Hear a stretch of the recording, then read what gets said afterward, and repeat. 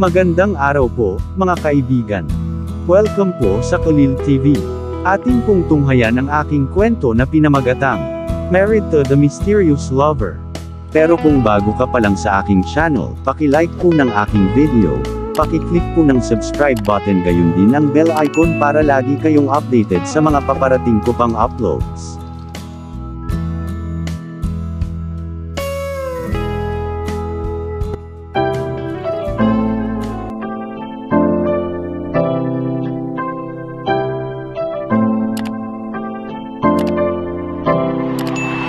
Kulil TV.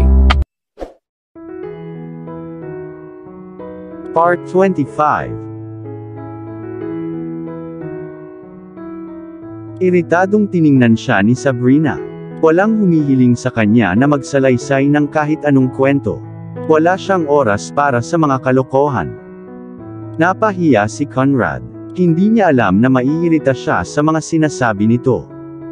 Pinipilit niyang lumambot ang puso niya para madali niyang ilabas ang sama ng loob sa kanya.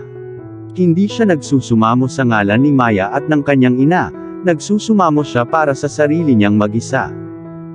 Okay, laktawan ko ang hindi kailangan at dumiretso sa punto. Napahinto si Conrad at mariing bumuntong hininga bago siya nagpatuloy.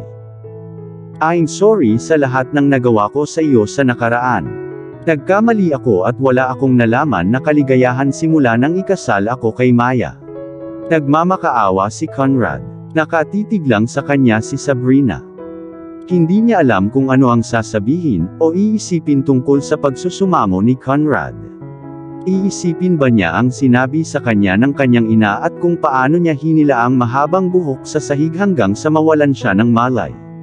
O dapat niyang isipin kung gaano siya kakilakilabot nang sinundan siya ng kanyang abogado, habang nasa kama ng ospital at pinapirma siya sa mga papeles ng diborsyo, at kinuha ang lahat ng nakuha niya mula sa kanya. Mabibigo siya sa oras na isipin na nakikipag-ugnayan siya sa kanyang nakababatang kapatid na babae, habang nasa iisang bahay kasama niya.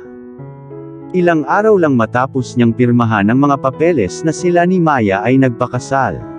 Pumikit siya at narinig niya ang pangungutya at panlalait niya noong araw na iyon, bago tumalikod sa mansyon ng Kastilyo. Para patunayan ang sinseridad at pagsisisi ko sa ginawa ko, narito ang mga papeles sa mga shares mo, at bahagi ng negosyong pinilit kong pirmahan mo bilang kabayaran sa akin noon. Narito ang isang tseke ng 100,000,000, ang kabuoang pagtatansya ko kung ano ang naidulot sa iyo ng iyong mga shares sa loob ng ilang taon.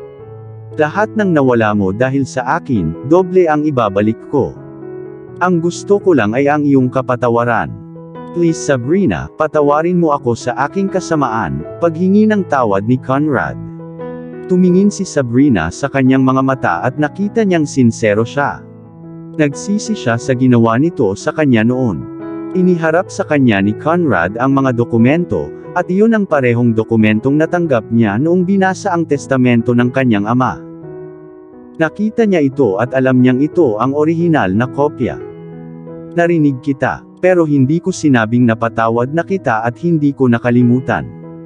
Kung gusto mong patunayan ang iyong sinseridad, ilipat mo ang pera sa account ko ng mag-isa. Ayoko ng tseke. As for the documents, I will go with them kasi binigay sa akin ni Daddy yung property and shares. Wala akong ginawang masama sa iyo nang inagaw mo sa akin ang lahat. Kaya wala akong utang na loob sa iyo. Kung tutuusin, tama ang ginagawa mo at itinutuwid ang landas sa pagitan natin, di ba? Pagtatapos ni Sabrina at nagtanong sa dulo. Tumango si Conrad bago idinagdag. Magre-resign na rin ako sa negosyo ng Kastilyo bilang president. Nakarating ako doon sa pamamagitan ng pagdaraya at pagsasabwatan. Ayoko na doon, wika ni Conrad. Natahimik si Sabrina. Natutuwa siyang malaman na isa siyang manloloko at pilyong tao. May request akong gawin, Sabrina. Pakiusap, huwag mong sabihing hindi, sabi ni Conrad, ngunit seryoso. Napapikit si Sabrina. Isang kahilingan.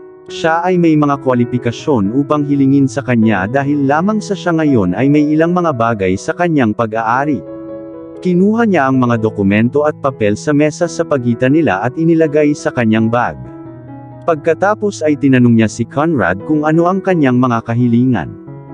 Alam kong may 2 kang anak, kambal kung tutuusin. Nangyari sila bilang resulta ng insidente noong gabing iyon. Nagbigay si Conrad ng tumpak na paglalarawan ng katotohanan. Napamulat ng puting mata si Sabrina. Alam niyang may mga anak siya at alam niyang bunga sila ng ginawa ng gabing iyon. Ang sarap malaman. Siya ay nagsaliksik at nag-imbestiga sa kanya. At tama ang mga resultang nakuha niya. She pouted her lips para pigilan ang sarili na mapangiti. Nagustuhan niya ito kapag may nakagawa ng kanyang takdang aralin ng maayos bago lumapit sa isang tao na may mga huling natuklasan sa kanyang pananaliksik. Tama ka, pero hindi mo pa rin sinasabi sa akin kung ano ang mga hiling mo, udyok ni Sabrina sa kanya. Gusto kong hayaan mo akong maging ama nila. It was all my fault na kinuha ka noong gabing iyon at ang resulta nito ay ang mga bata. Pangalawa, gusto kong bumalik ka bilang asawa ko. Napagtanto kong ikaw ang mahal ko at ang buhay ko ay nasa tabi mo at hindi ng iba. Hindi dapat tayo naghiwalay. Pero ngayon, alam kong akin ka na. Bumalik ka sa akin Sabrina at kasama ang mga bata, tayo ay magiging isang pamilya, iminungkahi ni Conrad. Natutuwa siyang naantig niya ang puso ng bagay na iyon. Gusto niyang bumalik siya, iyon ang katotohanan ng gusto niya. Walang imik si Sabrina. Napatitig siya sa lalaking nasa harapan niya. Naghahalucinate ba siya o nakadrugs siya para magsalita ng hindi nag-iisip? Ikinasal sa panganay na anak ni Erwin Castillo at hiniwalayan siya. Ikinasal ang nakababatang anak na babae, at ngayon ay nais na bumalik sa panganay na anak na babae muli. Ipinanganak ba ni Erwin Castillo ang kanyang mga anak na babae para matikman niya, at itapon ang mga ito bago pumili ng nababagay sa kanya? Tumawa siya ng malakas at nagsali ng isa pang baso ng mineral water. Nagde-daydream siya. Hindi siya sumagot, iniwan na lang niya ang ngisi sa labi niya. Maghihiwalay na kami ni Maya, at gusto kong bumalik ka sa buhay ko. Gusto kong pagsamahin natin ang mga bata, at maging kasama ko habang buhay. Mahal kita, Sabrina. Alam ko na ngayon. Ito ay darating na parang sorpresa sa iyo alam ko. Pero gusto kong bigyan mo pa ako ng ilang linggo at magpapatuloy ang hiwalayan. Pagkatapos ay maaari tayong maging malaya na makasama ang isa't isa magpakailanman, pagtatapos ni Conrad. Walang sinabi si Sabrina. Gusto niyang makipaglaro siya ng kaunti. Iisipin niyang pumayag ito at pagkatapos ay hiwalayan. Pagkatapos niyang gawin iyon, malalaman niyang hindi siya tangagaya ng naisip niya. Pinaglalaroan lang siya nito habang nilalaro siya nito kanina. Tumango si Sabrina at naramdaman ni Conrad ang sarap sa kanyang tiyan. Iyon ang gusto niya pero hindi niya inaasahan na ganoon kadaling pumayag si Sabrina. Marahil ay na-inlove din ito sa kanya. Mapapabilis niya ang hiwalayan nila ni Maya, at hahayaan siyang bumalik sa kanyang ina. Ngayon, ang kumpanya ay pag-aari na muli ng 2 anak na babae. Ang mga abogado ay naabisuhan niya kanina, bago dalhin ang mga dokumento kay Sabrina. Ibibigay niya kay Sabrina ang kanyang shares, at si Maya ay kailangang harapin si Sabrina sa pagpapatakbo ng kumpanya. Maganda na ang plano niya. Kain Sabrina, bigyan mo lang ako ng kaunting oras, muling pagdiin ni Conrad. Ginamit ni Sabrina ang kanyang buong pagpipigil sa sarili, at pinigilan ang sarili na tumawa ng malakas. Maya-maya ay tumayo siya at sinabing aalis na siya. Kapag nailagay na ang lahat sa lugar, dapat siyang makipag-ugnayan muli sa kanya. Samantala, gusto niyang makatanggap ng alerto sa transaksyon at gusto niyang makipag-ugnayan sa kanya ang mga abogado ng negosyo ng Castillo. Tiyak na sinabi ni Conrad. Tuparin niya ang kanyang kahilingan. Siya ay magiging muli sa kanya pagkatapos ng lahat. Sinuot ni Sabrina ang kanyang dark shade at eleganteng naglakad palabas ng bar na iyon. Nakita niyang wala na ang kanyang sasakyan at tumingin sa paligid. Nakita niyang nakaparada ang sasakyan ni Kian Hendricks, at binuksan niya ang pinto at pumasok doon. Natigilan siya nang makita si Kian Hendricks na nakaupo sa kotse. Hindi ba dapat nagpapahinga siya sa bahay? Tumingon siya at nakita niya itong nakahiga na nakatalikod sa sandalan at nakatitig sa kanya. Naka-short sleeve shirt siya, at ang dark shade niya ay nakasabit sa upper button. Siya ay tumingin ng casual ngunit kaakit-akit. Hinawakan niya ang kamay ni Sabrina at hinila siya sa kanyang sarili. Napasubsob siya sa dibdib nito, at hinaplos nito ang mahaba nitong buhok. Nang hindi sinasabi, pinatakbo na ng driver ang sasakyan. Inilagay ni Sabrina ang kanyang ulo sa kanyang dibdib at nilalanghap ang kanyang pabango sa katawan. Laging mabango si Kian Hendricks. Siya ay isang malinis na pambihira at inaalagaan ng maayos ang kanyang katawan. Hindi nakakagulat na ang kanyang mga gamit sa banyo ay ang pinakamahusay at binili niya ang parehong produkto ng kanyang mga gamit sa banyo para sa kanya, ang uri ng pambabae. Tell me everything mahal ko. Hiling ni Kian Hendricks. Mahabang kwento sweetheart, ngunit susubukan kong isummarize ito, sagot ni Sabrina. Inayos ang sarili upang ipahinga ang kanyang ulo sa sulok ng kanyang leeg. Tahimik na ngumiti si Kian Hendricks. Tinukoy lang siya nito bilang sweetheart. Hindi niya alam kung nagkataon ba ang sinabi nito o sinadya niya. Pakikinggan niya ang usapan nito sa buong gabi, at tingnan kung tatawagan pa rin siya nito. Nagsorry siya. Humingi siya ng tawad at para ipakita kung gaano siya nagsisi, ibinalik niya sa akin ang mga dokumento at papeles na pinirmahan ng daddy ko, bilang kasamang tagapagmana ng negosyo ng Kastilyo. Alam niyang may mga anak ako at produkto sila ng gabing iyon. Gusto niyang gawin ko siyang ama ng mga anak ko. Lastly, gusto niyang bumalik ako sa kanya bilang asawa niya. Papunta na siya sa proseso ng divorce sa kanyang asawa at pagkatapos ay babalik ako sa tabi niya bilang kanyang asawa. Ayon sa kanya, kami ay para sa isa't isa. Nakatadhana siyang nasa tabi ko habang buhay at ang kalokohan ang sinabi niya. Ay oo, baka makalimutan ko, nag-alok siya sa akin ng 100 milyong piso bilang pagtatansya ng tubo na naipon ng aking mga shares sa mga nakaraang taon. Kinuha ko ang aking mga dokumento at hiniling sa kanya na ilipat ang pera sa aking account. Binigay ito sa akin ng aking ama at hindi ko hahayaang kunin niya ito. Ibinalik ako bilang 50% na may-ari ng negosyo ng Kastilyo habang si Maya ang nasa kalahati. Hanggang dito na lang. Kapag sa wakas ay nakipaghiwalay na siya sa kanyang asawa, babalik siya para kunin akong maging asawa sana sa kanyang panaginip. Ni-record ko na rin ang pag-uusap, at balak kong panatilihin itong ligtas, maikling paliwanag ni Sabrina. Tumawa si Kian Hendricks. Ang galing magsalita ng ex-husband mo. Alam niya ba ang tungkol sa mga anak ko? Nagulat na tanong ni Kian Hendricks. Hindi ko inaasahan na malalaman niya rin.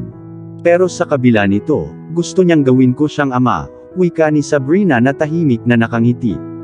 Kaninong tao ang mga anak? Tanong ni Kian Hendricks, pinasadahan ng kamay ang balakang ni Sabrina. Umiti siya ng mahina.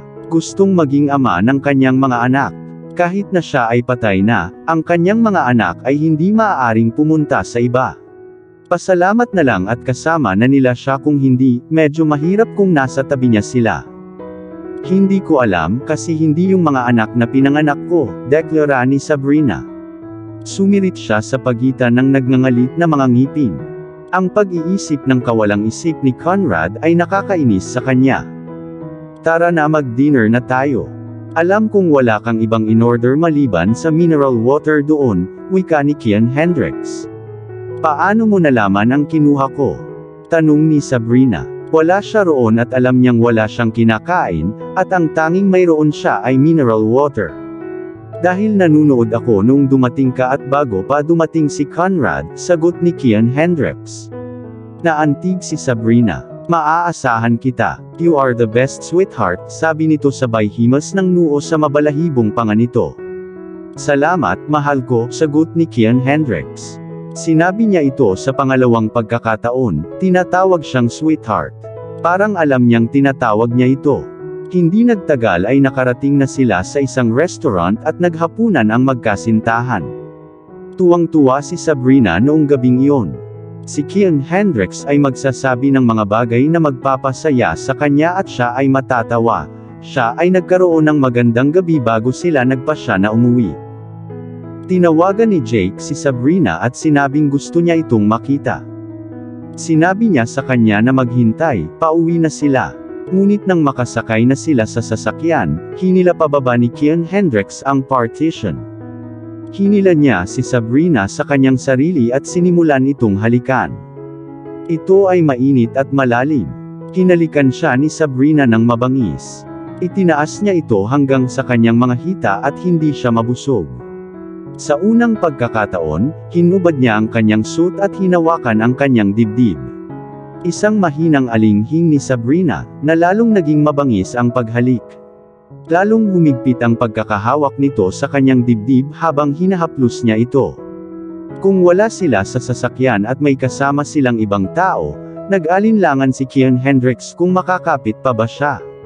Ang kanyang pagnanasa ay nag-aalab sa loob niya at parang gusto niyang idiin si Sabrina sa ibaba niya at ilabas ang kasiyahan sa kanya. Nang mawala ng kontrol, humiwalay si Kian Hendricks, ngunit ang kanyang mga mata ay nagpapakita na kailangan niya ng higit pa. Ang kanyang mga labi ay pinkish at namumutla na si Sabrina.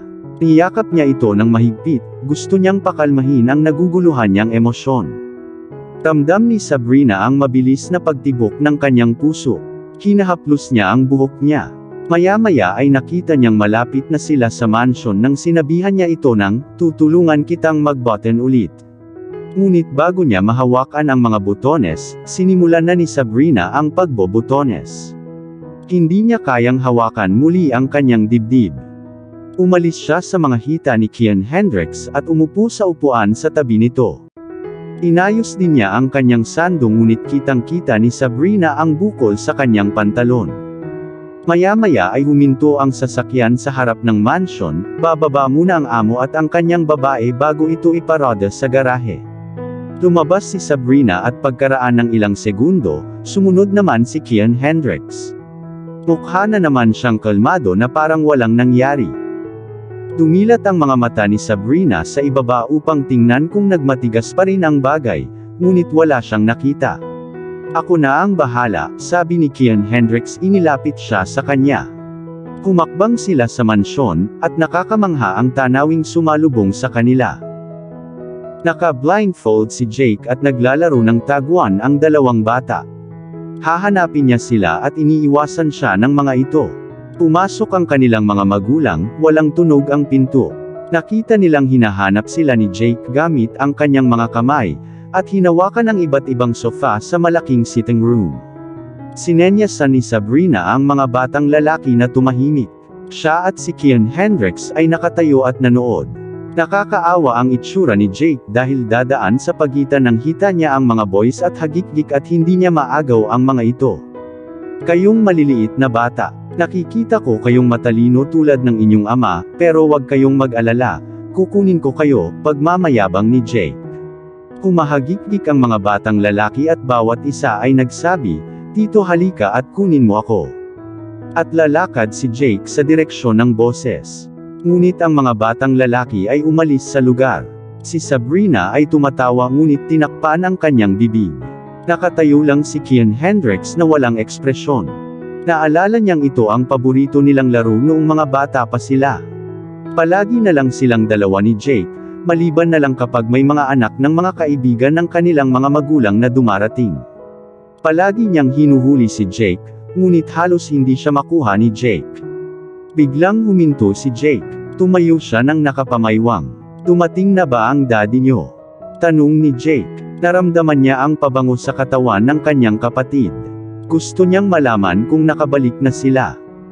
Iwan mo na ang daddy ko, Tito, huwag kang magtagal, wika ni Caleb. Ayaw niyang malaman niya na ilang segundo nang nakatayo ang daddy niya. Sinong nagsasalita, si Caleb ba o si Khalil?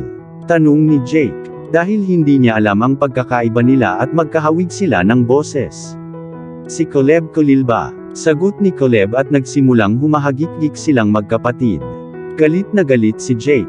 Haharapin ko kayong dalawa bago dumating ang mga magulang ninyo. Wait lang, kukuha ako ng isa sa inyo. Nagsimula siyang maghanap at hinawakan ng kamay niya ang sando ni Kian Hendricks. Masaya niyang hinawakan ito, at hahawakan na sana ng mahigpit ang kasama nang maabot ng mga kamay nito ang sinturon ng kasama. Alam ng mga batang lalaki na natuklasan niya ang katotohanan na dumating na ang kanilang daddy. Kung tatanggalin mo ang blindfold, automatiko kang natalo, deklara ni Khalil. Silly brats. Tatanggalin ko ang blindfold, I agree na natalo ako sa inyong dalawa, deklara ni Jake at sinubukang tanggalin ang blindfold. Nang tuluyan na niyang tanggalin ay namula na ang mata niya. Natagpuan niya ang sarili niyang nakatitig sa kanyang kuya. Tinitigan lang siya ni Kian Hendricks nang nakangisi.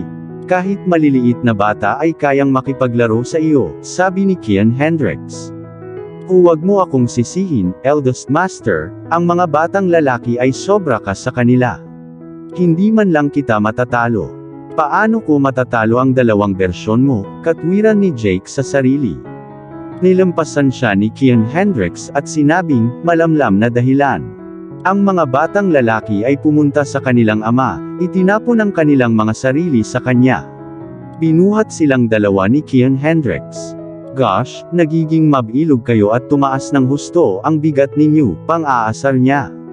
Nainggit si Jake sa kanyang kapatid nang makita itong nakikipaglaro sa kanyang mga anak. Dapat din siyang magkaanak ni Rita. Para magkaroon din siya ng munting kaibigan na mapaglalaroan. Parang magkaibigan ang tatlo. Sa kabila ng pagbabahagi ng kapansin-pansing pagkakahawig, mayroon silang parehong uri ng pag-uugali. Sumama siya sa tatlong kaibigan at hinaplos ang buhok ng mga Little Masters. Hindi nagtagal ay inilapag sila ni Kian Hendricks at naupo. Matagal nang tinulungan ni Sabrina ang sarili sa isang upuan. Dahil walang nakapansin sa kanya, humiram siya ng ilang senses at saka umupo. Hello Sabrina, nakita siya ngayon ni Jake at umupo sa tabi niya. Sabik na siyang marinig ang gusto nitong sabihin. Ano ang tawag mo sa akin? Tanong ni Sabrina na nagkukunwaring dismaya. Pinangakuan niya itong tatawagin na kanyang hipag. Ate, pagtatama ni Jake sa sarili. Nilingon silang dalawa ni Kian Hendricks at ibinalik ang atensyon sa mga bata. Good boy, sabi ni Sabrina. Hinubad niya ang kanyang suit at ang kanyang high heels. Ang natitira na lang sa kanya ay ang kanyang innerwear na ang mga butones ay binuksan ni Kian Hendricks habang niroromansa siya. Tumambad ang mapuputi niyang braso at transparent ang kulay pink niyang bra. Katamtamang malaki ang kanyang dibdib na nakalabas ang itaas na bahagi nito. Medyo nakatutokso ang tingin nito. Sinabihan ni Kian Hendricks ang mga batang lalaki na umakyat sa itaas. Dapat silang magsaya kasama si Yaya Didi. Pumunta si Lola dito Daddy. Sabi niya bukas mamili tayo kasama nila Lolo, sabi ni Khalil. Nandito si Lola, tanong ni Kian Hendricks. Tinawagan siya ng kanyang ina at tinanong kung kumusta na siya at kumusta na ang sugat. Sinabi niya sa kanya na ayos lang siya at hindi siya pumunta sa kumpanya. Iginiit ni Sabrina na manatili siya at magpahinga. Marahil ay napadaan siya para tingnan siya. Opo, Daddy. Pupunta po kami bukas at magkikita kami ng Lola at Lolo. Papayagan niyo ba kami? Tanong ni Caleb. Tumango si Kian Hendricks. Oo, maaari kayong pumunta kapag ang kanyang driver ay dumating upang sunduin kayo, sumang-ayon siya. Tuwang-tuwa ang mga batang lalaki at humahagik-gik. Napatingin si Kian Hendricks kay Sabrina at nanigas ang katawan nito. Kaakit-akit ang kanyang katawan at maganda ang kanyang katawan. Baka na-arouse na si Jake. Jake, umalis ka sa tabi ni Sabrina. Girlfriend ko siya, utos ni Kian Hendricks at tumayo, pumalit kay Jake na mabilis na tumayo at umupo ng ilang distansya. Umupo si Kian Hendricks at niyakap si Sabrina. Tumingin siya sa kanya at labis niyang hinahangaan ang kanyang katawan. Isinandal ni Sabrina ang ulo sa balikat ni Kian Hendricks. Nakilala ko si Rita gaya ng plano ko. Napakagandang babae niya. Sweet, matangkad siya at kaakit-akit. Ngayon, alam ko na si Jake ay may mahusay na panlasa sa mga kababaihan, at ako ay humanga na siya ay gumagawa ng magagandang bagay, panimula ni Sabrina. Hipag ko mangyaring dumiretso sa punto, udyok ni Jake. Wala siyang panahon para sa mga papuri ni Sabrina kay Rita. Alam na niyang maganda siya. Siya ay may bahagyang o malaking dibdib, tama? Tanong ni Kian Hendricks na sadyang pinahaba ang usapan at hindi mapakali si Jake. Exactly. Paano mo nalaman? Tanong ni Sabrina na iniangat ang ulo para titigan ang mukha ni Kian Hendricks. May nagsabi minsan na ayaw niya sa mga babaeng may malabayabas, sabi ni Kian Hendricks. Tumawa ng mahina si Jake at walang sinabi. Alam niyang pinipigilan ng kanyang kapatid ang oras. Ano man ito, malalaman niya ang pagtatapos ng talakayan ni Sabrina at Rita sa pananghalian. Umiti si Sabrina at pinalibot ang kamay sa balbas ni Kian Hendricks. Isang tanawin na bahagyang umubo kay Jake. Well, pumayag siyang panatilihin ang pagbubuntis ng mas matagal kaysa sa gusto niya. Ngunit iginiit niya na gusto niyang magpakasal upang mapanatili ang pagbubuntis. Pero Jake, pwede ba kitang tanungin kung bakit ayaw mo siyang pakasalan? Maganda ang kalidad niya at buntis sa anak mo. Dapat ituloy mo ang relasyon mo sa kanya at patatagin mo ito. Pagtatapos ni Sabrina. Nanlamig ang mukha ni Jake. Huwag mo akong sermonan, Sabrina. Ayokong maging asawa ko siya. Natrap niya ako sa pagbubuntis at gusto niya na pakasalan ko siya. Reklamo ni Jake. Huwag mong sabihing na-trap ka niya sa pagbubuntis. Hindi ba ikaw ang nagbuntis sa kanya?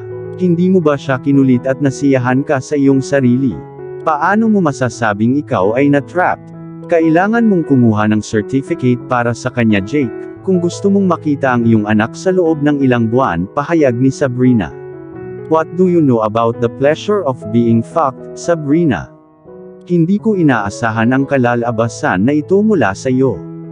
Sinadya niya yun at hindi niya ako pinagamit ng kondom. Siya ba ang unang babaeng nakasama ko? Bakit siya buntis nang hindi ko inaasahan?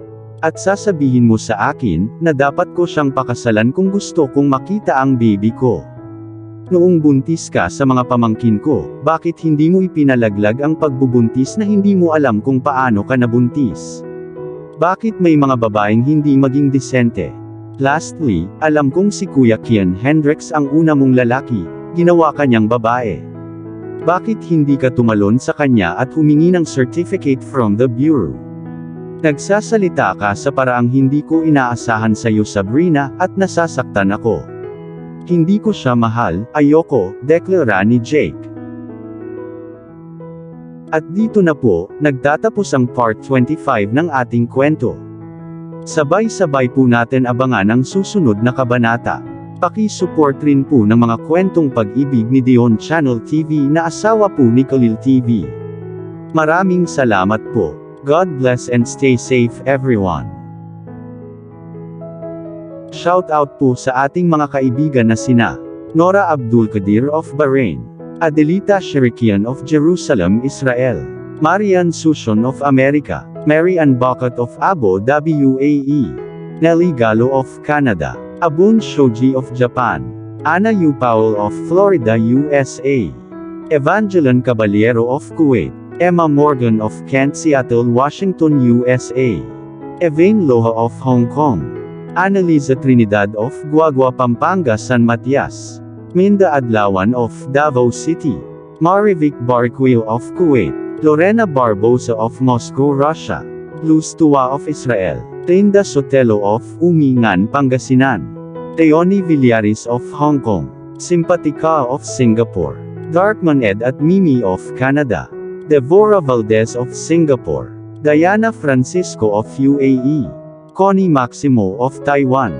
Catherine Asaha of Kuwait, Jasmine Ramos of Abu Dhabi, UAE, Annalisa Jamie of Saudi, Deds Adam of UAE, Annalisa Soldanya of Kuwait, Edita Barrientos of Saudi Arabia, Fiel Daliwan of Singapore, Janice Lunhas of Qatar, Jane Zinyu of Riyadh City, Jennifer Gonzalo of Kuwait, Jane Gupit of Batangas City, Judy Char of Kuwait, Jean the Best of England, Harnaba Duli of Saudi Arabia, Helen Tambanilo of Bahrain, Zenaida Porter of Australia, Hala Aguilan of UAE, Karen May Plato of Hong Kong, Merlin Thomas of Bahrain, Maria Renbuentipo of Uniza Al Qasim KSA, Via Nika Sagde of Kuwait, Nitz Reyes of Kuwait, Naranjo Luz of Hong Kong, Nympha Tolentino of Hong Kong, Maria Luningning Fabre of Brunei,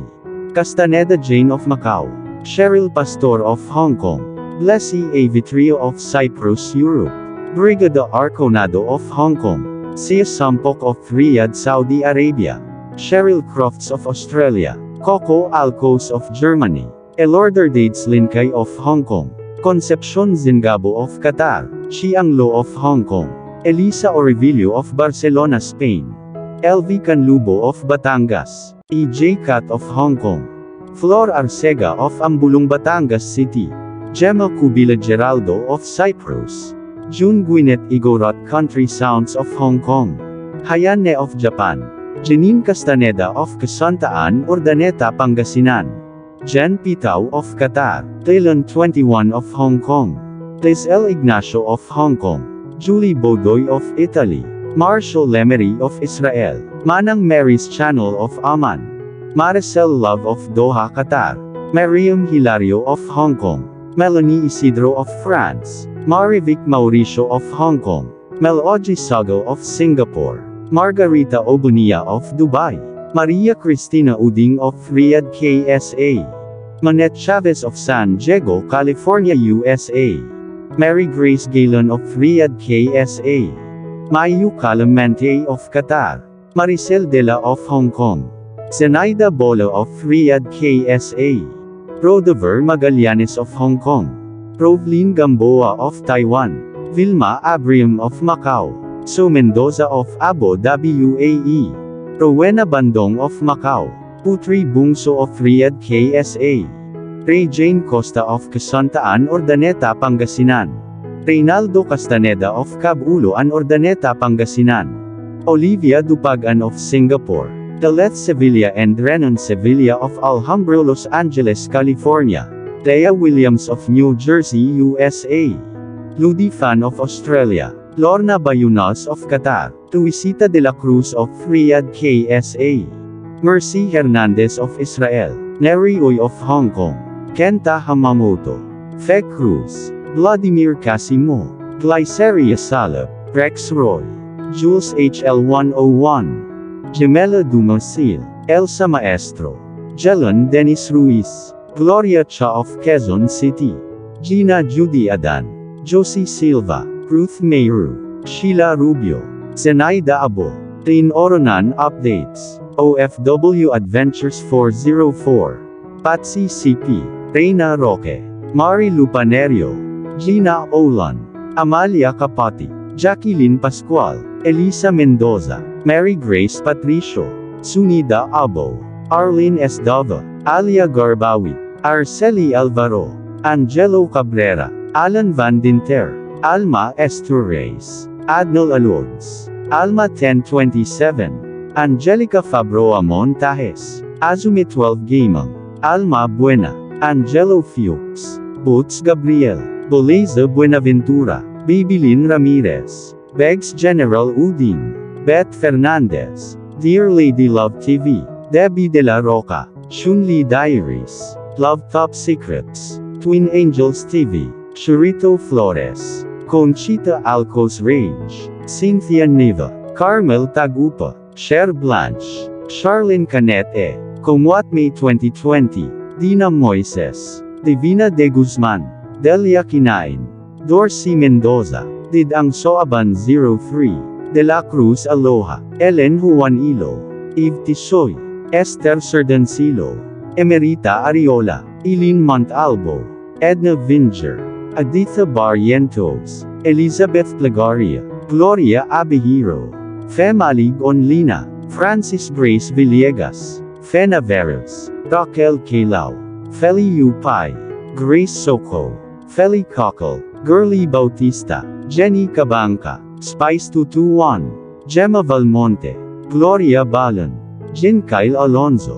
Girly Gina. Margarita Lagumbay. Grace Soco. Imelda Palma. Grace Villarta. Hani Habibi. Sons OFW Vlog. Helen Santiago. Imelda Palma. Sassy TV. Imelda Castillo. Jenny Joy Ruiz. Juliet Tamayo. Rose Bulak. Jeff Felgayo. Jomelon Angelical. Jennifer Bilo. Jeannie Malig On. Jeliv Guevara Ganello and family. Prince Ravai Olive Apple Papa Apple Jake Osmond and Daddy Sam. Jussie Baking. Vilma Laganzad, Jennifer Alamada, Joyet Barrientos, Kat Pablo, Leilani Cordero, Leonora Laban, Rina Ayo, Teresita Arevalo, Luz Templo Nuevo, Deleth Aceveda, Lena Palail, Lorna Friele, Teonila Montemayor, Leonard Brown, Delen Aquino, Lucy Laman, Lynn Morales, Teja Sabihon, Marizel Varona, Madol Fierzos, Merlon Basarte, Mirna Catinina, Miss B, Marivic Malyosa, Madam Tinapay, Melody Espanola, Maricar Martinez, Mary Jane Rolutin, Make a Story, Marcus TV, Marites Laduon of Israel, Malu Gakyusana, Mavic Mauricio, Maria Felisa Pechan, Melvin Medjano, Maria Bing Tolentino, Norlene Colina, Nenito Osada, Neri Javier, Nelly Ibanez, Rosemay Oxen,